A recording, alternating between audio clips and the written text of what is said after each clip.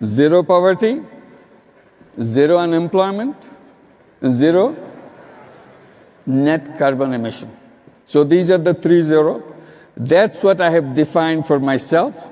That's the world that I would like to be involved with. তিনি সুদকে সামাজিকীকরণ করেছেন, বাংলাদেশের সর্বত্র তিনি ছড়িয়ে দিয়েছেন, এই বক্তব্য সত্য। কিন্তু তার পাশাপাশি ইসলামিস্টদেরকে যে কথা ভাবতে হবে তা হলো বর্তমানে বাংলাদেশ যে ক্রাইসিস ফেস করছে, পলিটিক্যাল ক্রাইসিস আছে, সিকিউরিটি ক্রাইসিস আছে, ইকোনমিক ক্রাইসিস আছে, স্ট্যাবিলিটি এর ক্রাইসিস আছে, এবং রয়েছে এখানকার ডেভেলপমেন্টের ক্রাইসিস, রয়েছে ইন্টারন্যাশনাল রিলেশনের ক্রাইসিস।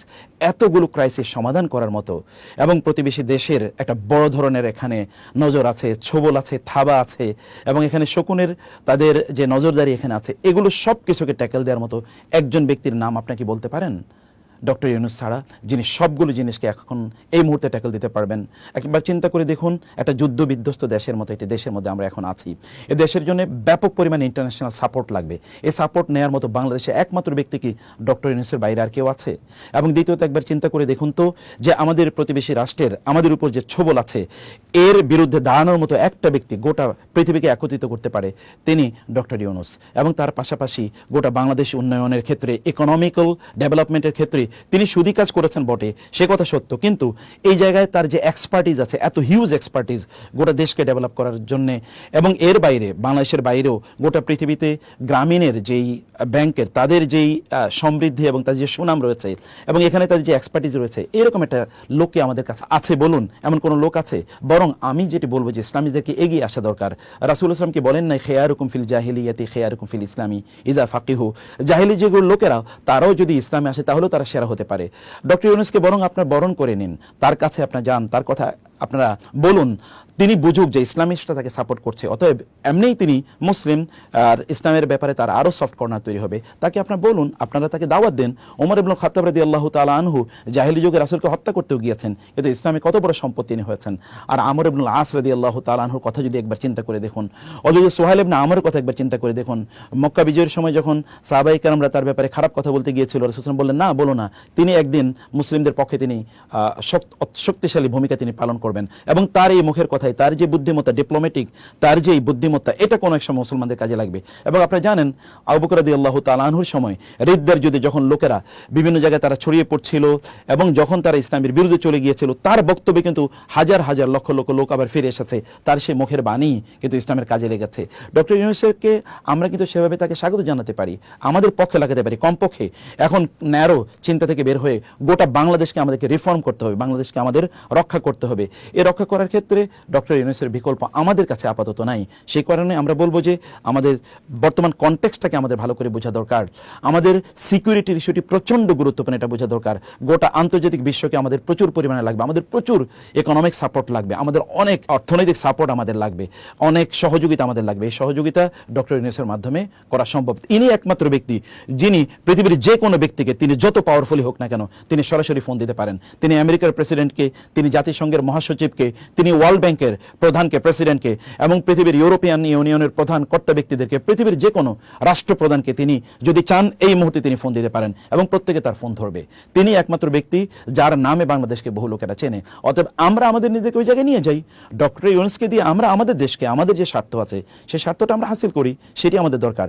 অতএব অন্যায়ভাবে তার বিরোধিতা করার প্রয়োজন নেই, বরং আমরা ছাত্র সমাজের সাথে একই বক্তব্য আমরাও দিতে চাই। তাদের সাথে আমরা সুর মিলিয়ে আমরা বলতে চাই, আমরা ডক্টর ইউনূসকে তত্ত্বাবধায়ক সরকার, অথবা যদি ইন্টারিম গভর্নমেন্ট বলি, এবং আমরা যদি বলি যে এখানকার অন্তর্বর্তীকালীন সরকার, তার প্রধান হিসেবে আমরাও তাকে দেখতে চাই। আরেকটি বিষয় এখানে খুবই গুরুত্বপূর্ণ, তিনি কিন্তু কোনো পলিটিক্যাল ক্যারিয়ার না, তার পলিটিক্যাল কোনো ভিশনও নাই যে তিনি এখানে দীর্ঘদিন পর্যন্ত থাকবেন। তিনি ইন্টারিম একটি ব্যবস্থাপনা তিনি করবেন, তারপরে তিনি হতে পারে তিনি নির্বাচন দেবেন বা কী করবেন সেটি একটি ভিন্ন বিষয়। আবার তিনি পলিটিক্যাল কোনো গ্রুপ তৈরি করে তারপরে এটাকে অন্যদের মতো যারা এতদিন পরিচালনা করেছিলেন তাদের মতো এটাকে তিনি কুক্ষিগত করবেন, এরকম কোন ব্যক্তিত্বও তিনি নন।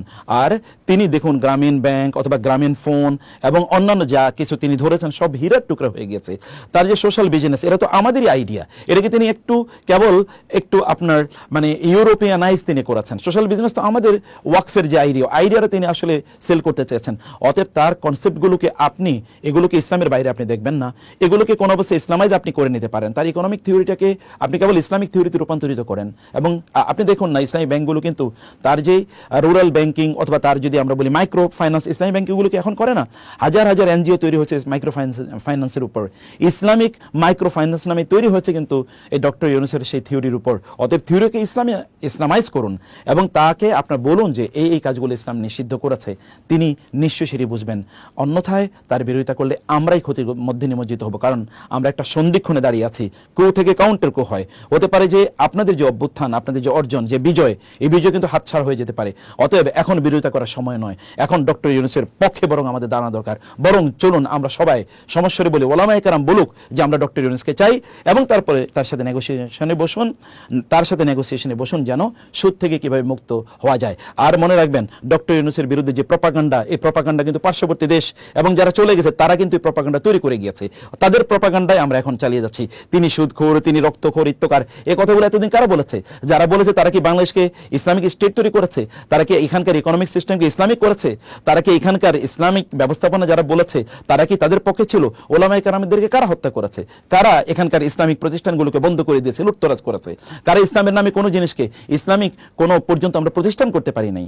আমরা ইসলাম ইউনিভার্সিটিগুলোতে ইসলামিক স্টাডিজ ডিপার্টমেন্ট আমরা খুলতে পারি না, কাদের কারণে? তো তাদের এতদিন তারা ইসলামের পক্ষে ছিল, আবার নতুন কেউ কি ইসলাম এখানে প্রতিষ্ঠিত করে ফেলবে এখনই? তা করবে না। সে কারণে আমাদেরকে একমাত্র যোগ্য ব্যক্তি যেহেতু তিনি, অতএব চলুন আমরা তার পক্ষে দাঁড়াই এবং তাকে আমরা সাপোর্ট করি, তাকে আমাদের সম্পদ হিসেবে আমরা ব্যবহার করি। আল্লাহ সুবহানাহু ওয়া তাআলা আমাদেরকে বুঝার তৌফিক দান করুন। আল্লাহুম্মা আমিন।